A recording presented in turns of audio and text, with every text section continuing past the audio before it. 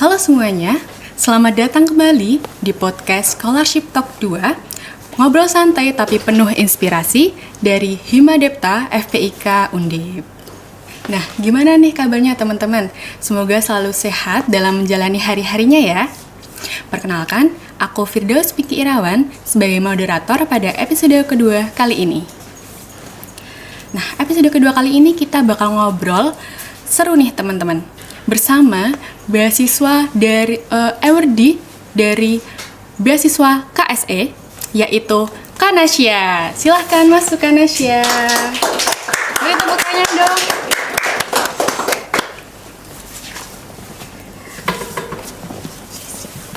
Halo Kanasya, gimana nih kabarnya?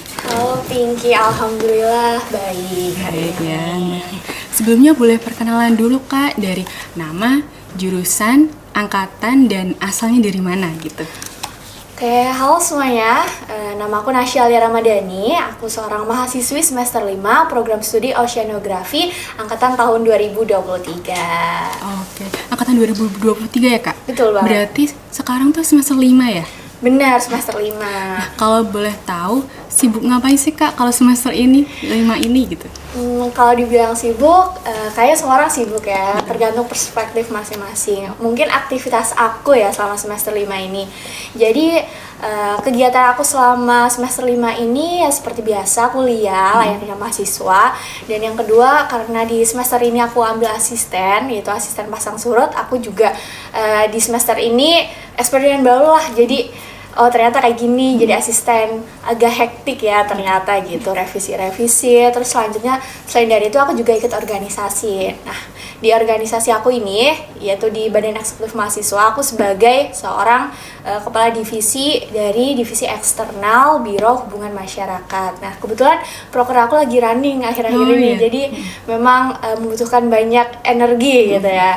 Terus selanjutnya di luar dari kegiatan kampus, aku juga ngambil part-time. Jadi weekday aku kuliah, berkoordinasi, dan weekend aku part-time. Wah, gitu. kalau dilihat dari cerita Kanasya ini sibuk banget ya teman-teman semuanya.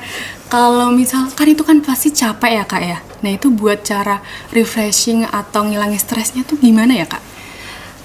Kalau aku sendiri ya, nggak yang terlalu membutuhkan banyak berpergian kayak misal ke pantai, ke gunung gitu. Mungkin kalau misal waktunya sempat, aku bakal ke pantai gitu ya. Kalau misal dengan kegiatanku sehari-hari, mungkin aku hanya menjadwalkan waktu untuk diri aku sendiri.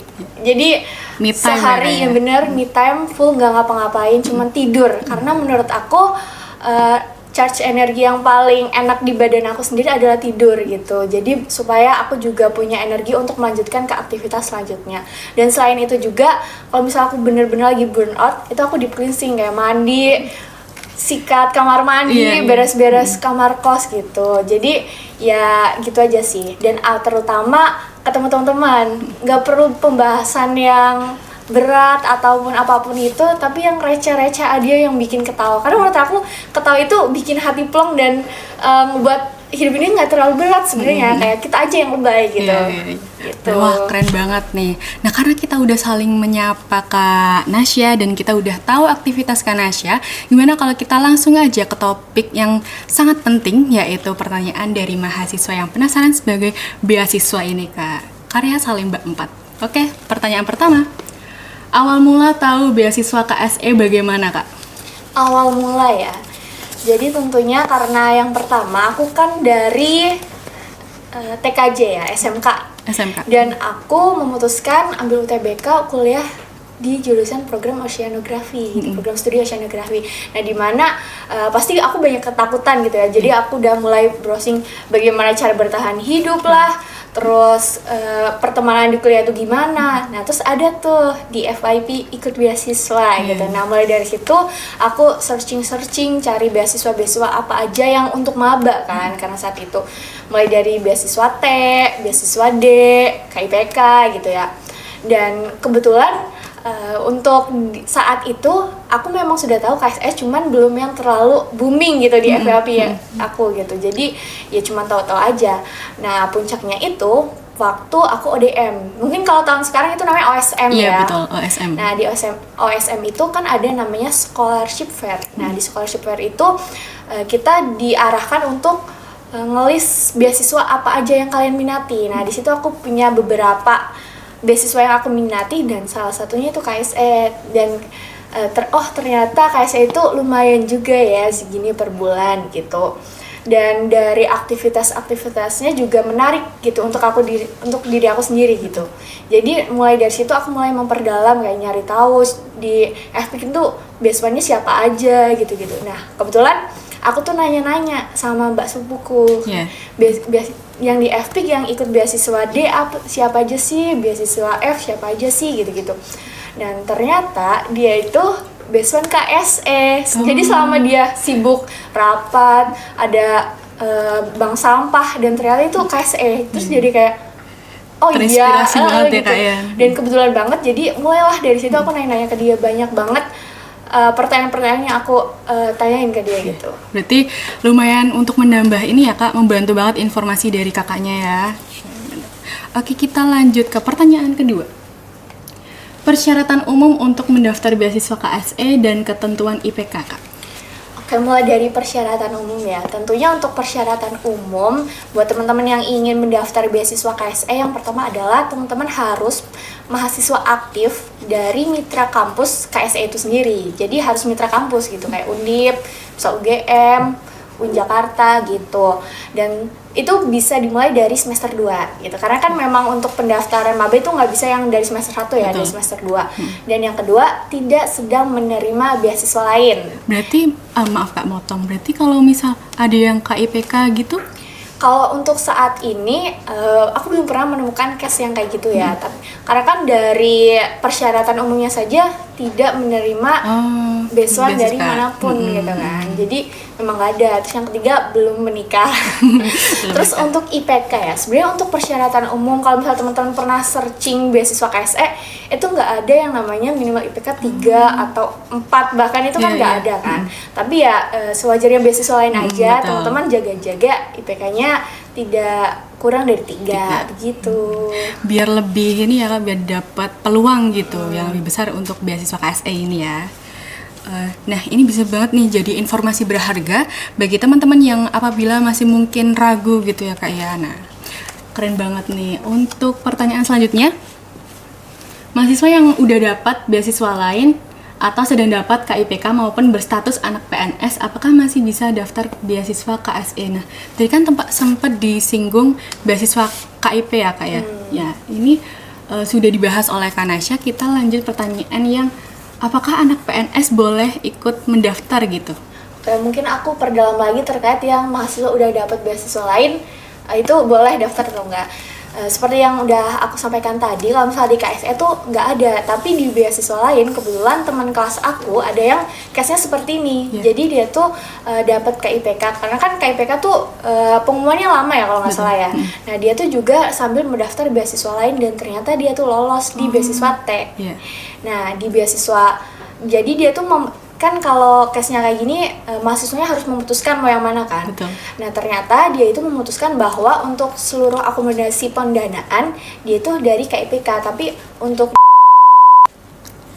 IT-nya itu sendiri dia hanya mendapatkan pelatihan-pelatihan, event-event dan mereka kan ada kayak kunjungan sesama beasiswa seluruh Indonesia ya. Nah dia juga mendapatkan itu gitu. Jadi memang sebenarnya tergantung dari beasiswa lain gitu. Jadi teman-teman silahkan bertanya dengan narahubung ataupun dari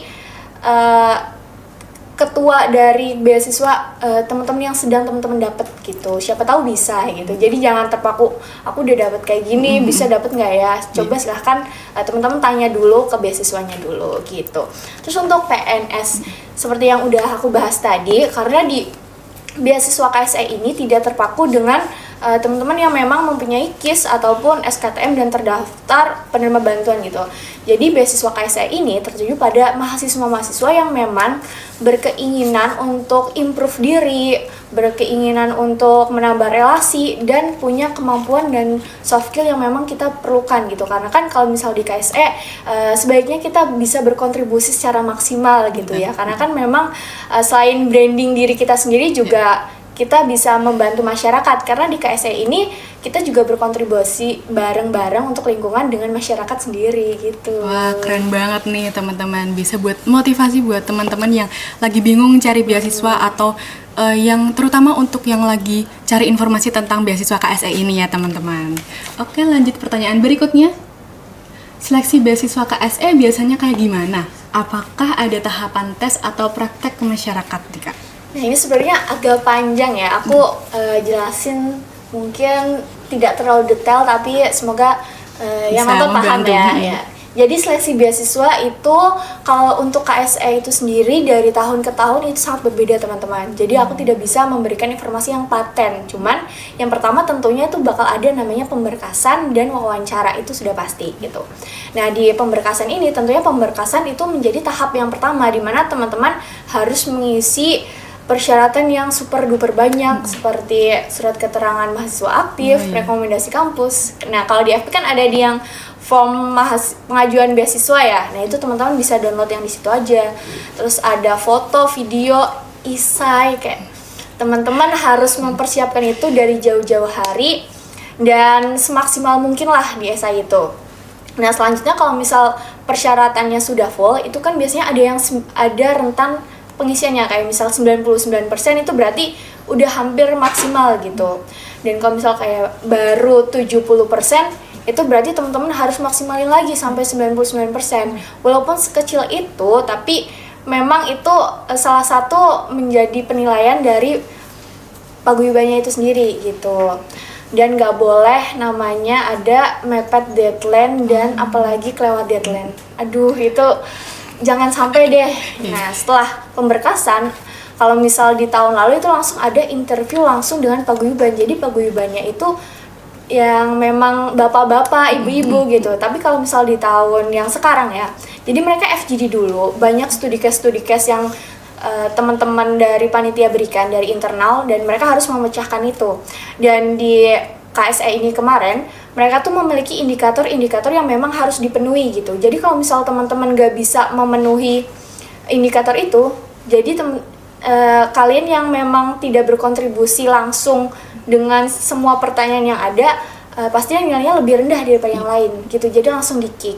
Dan selanjutnya buat abis FGD itu mereka kan bakal ada namanya interview kalau di tahun ini. Nah, interviewnya itu langsung dengan paguyuban.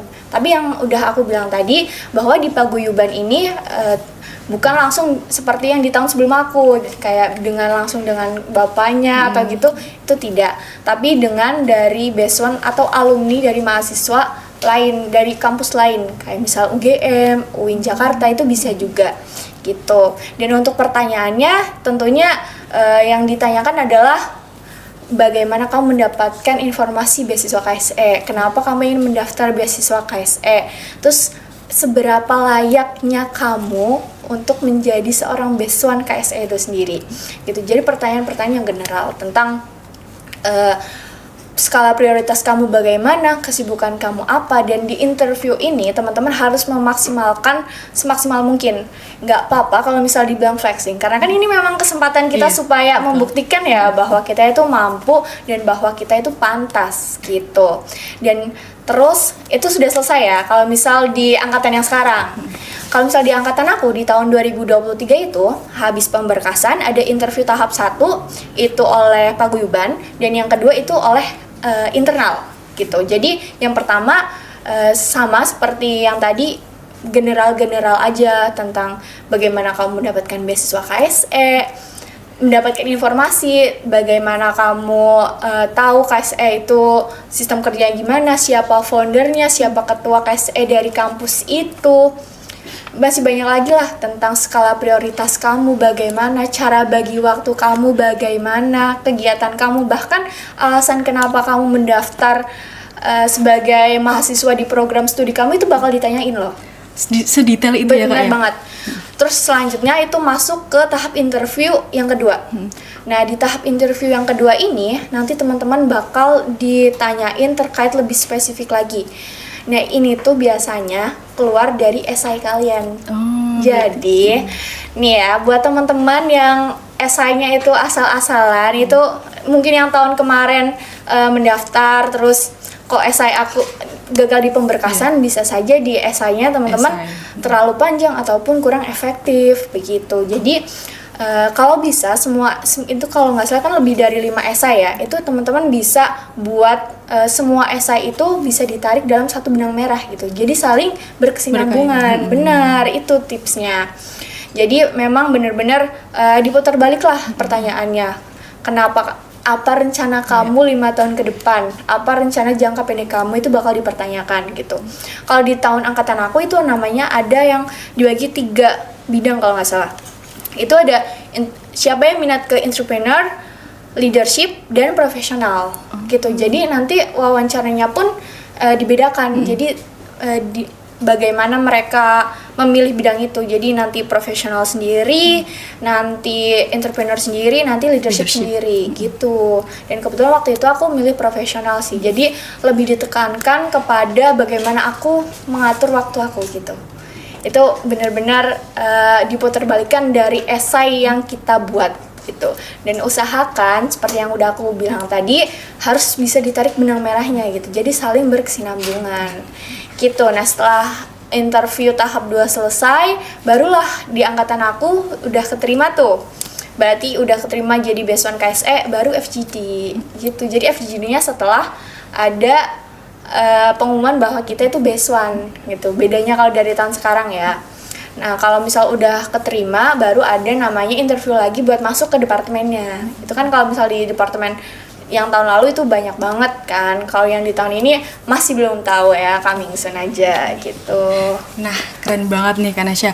Dari kita lihat untuk persiapannya sedetail itu, jadi teman-teman bisa untuk mempersiapkan dari sekarang ya untuk berkasnya ataupun hal-hal yang memang dibutuhkan dalam pemberkasan ini, supaya teman-teman gak kaget nih waktu tahapan seleksi nanti. Oke, next.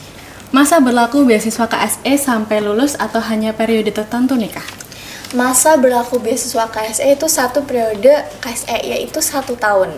Jadi untuk teman-teman ini harus teman-teman tahu ya, jangan dikira ini 4 tahun gitu. Mungkin beberapa mahasiswa kayak teman-teman aku tuh ngiranya kayak gitu. Itu enggak teman-teman, jadi hanya 1 tahun aja. Tapi untuk teman-teman yang memang sebelumnya sudah menjadi Beasiswa, itu nanti persyaratannya tuh berbeda dengan teman-teman yang memang baru masuk gitu. Nanti ada yang namanya itu surat rekomendasi.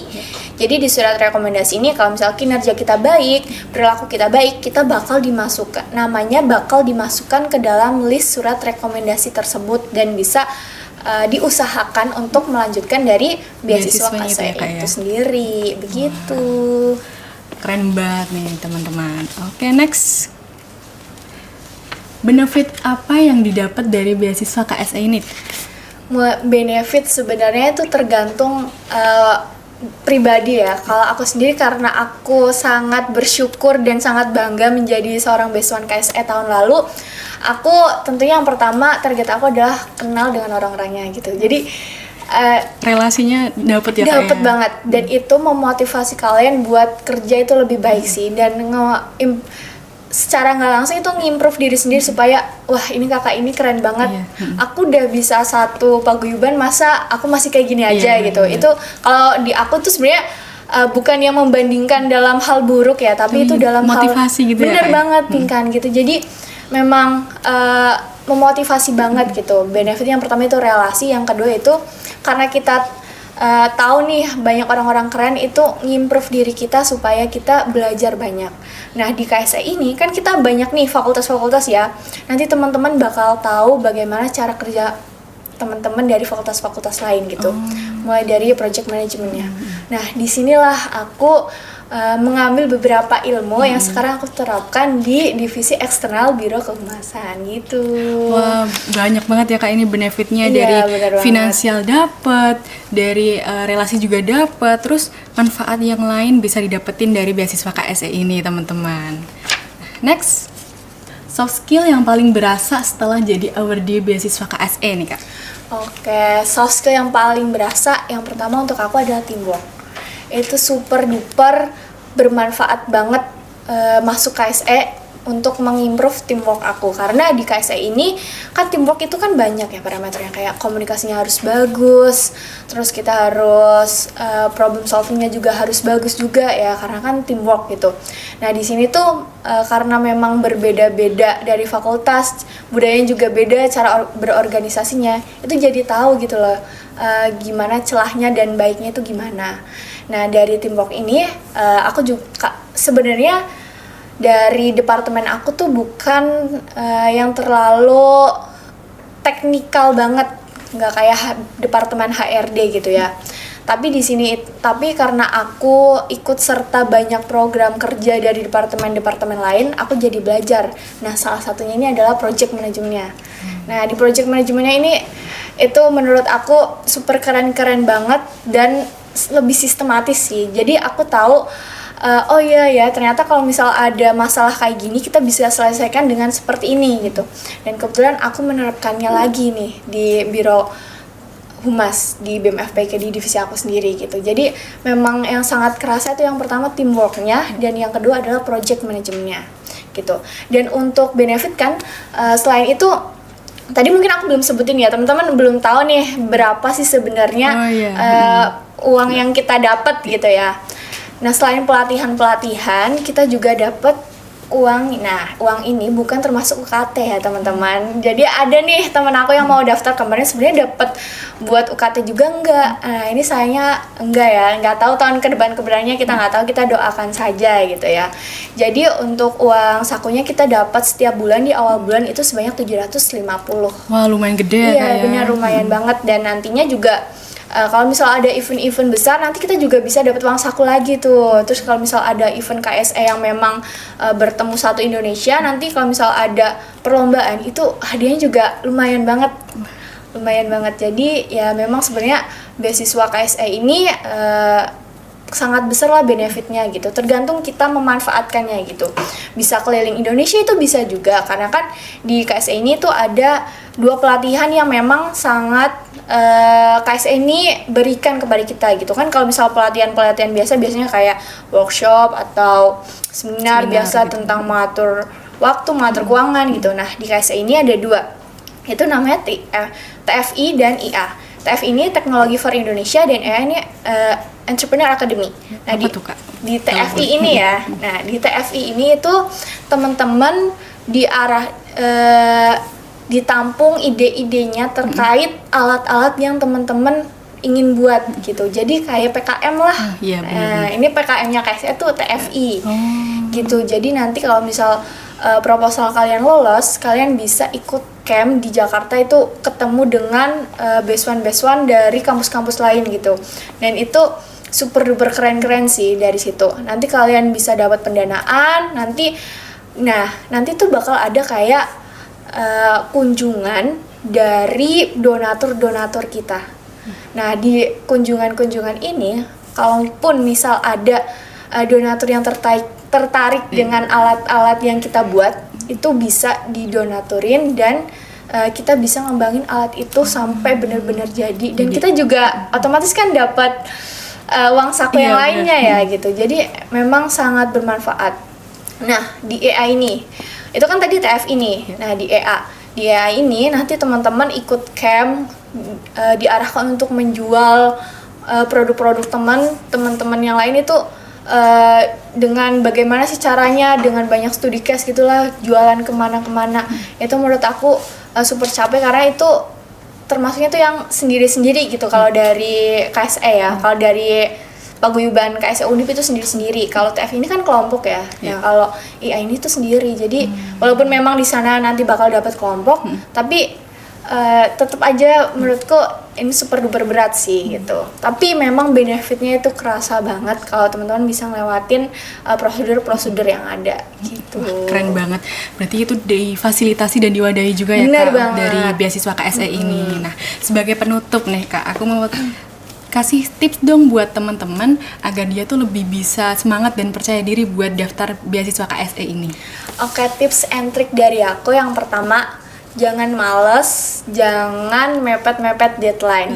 Karena itu penting banget. Apalagi surat rekomendasi nih. Aku banyak nemuin teman-teman aku yang nanya, surat rekomendasi itu tanda tangan dekan ya, tapi ini udah H-1, gimana? Sedangkan tanda tangan dekan tuh nggak cukup cuma 2 hari, kadang 3-4 hari kan. Nah itu teman-teman harus mempersiapkan formulir pengajuan beasiswa dari fakultas itu dari jauh-jauh hari. Terus yang kedua, teman-teman maksimalin semuanya, apalagi di interview. Walaupun tadi yang aku bilang, walaupun dibilang flexing, tapi memang itu adalah kesempatan kita yang gak boleh kita sia-siakan gitu. Supaya dari yang pewawancara yang nanyain kita juga, oh ya ini anak tuh sepertinya bisa berkontribusi lebih dan bisa amanah kalau misal menjadi beasiswan gitu. Dan di esainya tadi yang aku bilang, jangan cuman menjawab dari esai yang diberikan, tapi juga teman-teman hubungin supaya bisa ditarik benang merahnya gitu. Wah, keren banget nih teman-teman tips dari Kak Nasya. Semoga bisa jadi pegangan buat teman-teman semua yang akan mendaftar beasiswa KSE ini. Wah, luar biasa banget ya teman-teman. Sebelumnya terima kasih kepada Kak Nasya atas insight, pengalaman, serta yang ilmu-ilmu yang diberikan. Semoga bermanfaat untuk kita semua. Buat teman-teman penonton, terima kasih juga udah nemenin kita dari awal sampai akhir. Semoga obrolan hari ini bisa jadi inspirasi, motivasi, dan sekaligus bekal buat kalian yang mau daftar beasiswa.